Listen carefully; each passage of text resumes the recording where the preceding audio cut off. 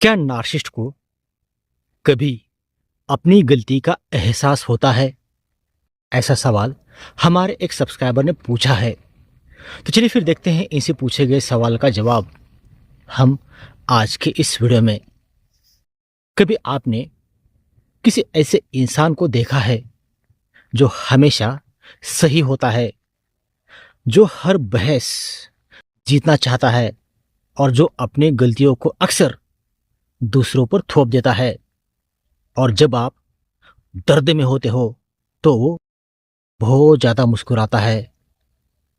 तो ऐसे लोग सिर्फ अहंकारी नहीं होते, बल्कि ये एक गहरा पैटर्न का हिस्सा है जिसे नार्सिसिज्म कहते हैं। तो आज हम जानेंगे, क्या नार्सिसिस्ट को कभी अपने गलती का एहसास होता है? क्या वो अपने कर्मों का बोझ महसूस करते हैं, या वो जिंदगी भर दूसरों को दोषी देते रहते हैं? तो चलिए शुरू करते हैं आज का ये वीडियो। तो नार्सिसिस्ट की दुनिया रियलिटी पर नहीं बल्कि इल्यूजन पर टिकी होती है। उनका पूरा सेल्फ इमेज मैं परफेक्ट हूं इसी सोच पर बना होता है। इसलिए गलती मानना उनके लिए अपनी पूरी दुनिया के टूट जाने जैसा होता है। उनके अंदर एक गहरा डर छिपा होता है, अगर मैं गलत हुआ तो मैं बेकार हूं, और यही डर उन्हें हमेशा सही दिखने पर मजबूर करता है।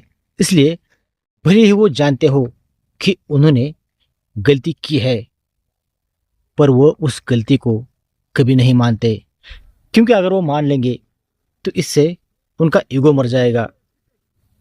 अब सवाल ये है कि क्या उन्हें कभी अपनी गलती का एहसास होता है? तो जवाब है हाँ, लेकिन बहुत जटिल तरीके से। कभी कभी जब नार्सिसिस्ट का रिश्ता टूट जाता है या कोई बहुत करीबी इंसान उनको छोड़ देता है, तो कुछ पल के लिए उन्हें लॉस जरूर महसूस होता है, लेकिन ध्यान रहे, वो लॉस आपका नहीं होता, वो लॉस उनके कंट्रोल का होता है। वो सोचते हैं, कैसे वो मुझे छोड़कर चला गया, मैंने तो कुछ भी गलत नहीं किया था। कभी कभी वो अपनी गलती को समझते हैं, लेकिन फिर तुरंत रियलाइज कर देते हैं कि मैंने ये इसलिए किया क्योंकि वो मुझे उकसा रहा था। मैं ऐसा नहीं हूं, बस उस वक्त हालात अलग थे। मतलब एहसास आता है पर बदलाव कभी नहीं आता। कुछ नार्सिसिस्ट ऐसे होते हैं जिन्हें कभी कभी गिल्ट के पल आते हैं, जब वो अकेले होते हैं, जब कोई दर्पण उन्हें सच दिखाता है।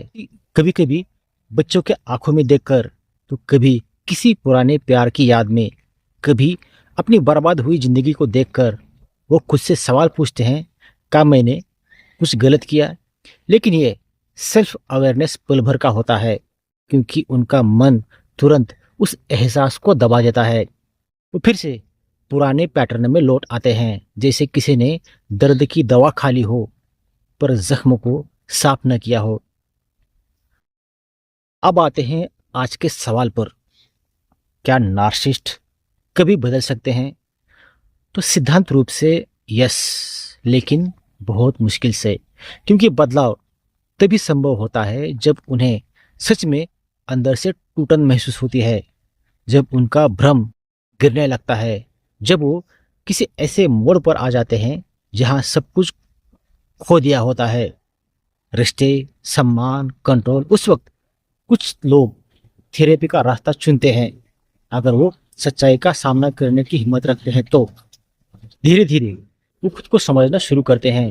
लेकिन याद रखिए, ऐसा बहुत कम होता है, क्योंकि ज्यादातर नार्सिसिस्ट सच्चाई से भागते हैं, ना कि उसका सामना करते हैं। अब देखते हैं, क्या उन्हें इस बात का कभी पछतावा होता है? तो ये शब्द एक सामान्य इंसान के लिए आत्मा की सफाई जैसा होता है, पर नार्सिसिस्ट के लिए पछतावा मतलब ईगो की मौत होती है। कभी कभी वो कहते हैं, काश मैं उसे नहीं खोता, लेकिन वो ये कभी नहीं कहते, काश मैं उसके साथ अच्छा व्यवहार करता। उनका पछतावा होने से जुड़ा होता है, ना कि गलत करने से। कुछ दुर्लभ नार्सिसिस्ट ऐसे भी होते हैं जो लेट रियलाइजेशन में आ जाते हैं, जब उन्हें एहसास होता है कि उन्होंने कितनी आत्माओं को तोड़ा है, लेकिन तब तक बहुत देर हो चुकी होती है। अगर आप कभी किसी नार्सिसिस्ट के साथ रहे हैं तो समझ लीजिए आपका दर्द भी असली है और आपकी हीलिंग भी ज़रूरी है। आपका काम उन्हें बदलना नहीं है, आपका काम खुद को बचाना है, क्योंकि वो तब तक नहीं बदलेंगे जब तक उन्हें अपनी गलती का एहसास नहीं होता या सामना करने की उनके अंदर हिम्मत नहीं होती।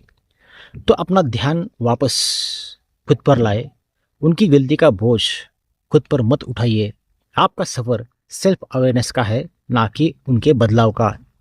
शायद एक दिन किसी रात में नार्सिसिस्ट अपने किए हुए कर्मों को महसूस करे, लेकिन तब तक आपको अपनी ज़िंदगी को रोशन करना होगा, क्योंकि आपका एहसास ही आपकी ताकत है और उनका इनकार आपकी कैद।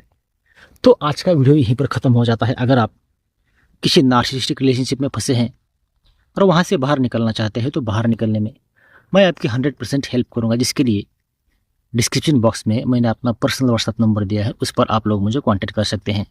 वीडियो देखने के लिए और अपना कीमती समय देने के लिए आप सभी लोगों का दिल से धन्यवाद। Thank you.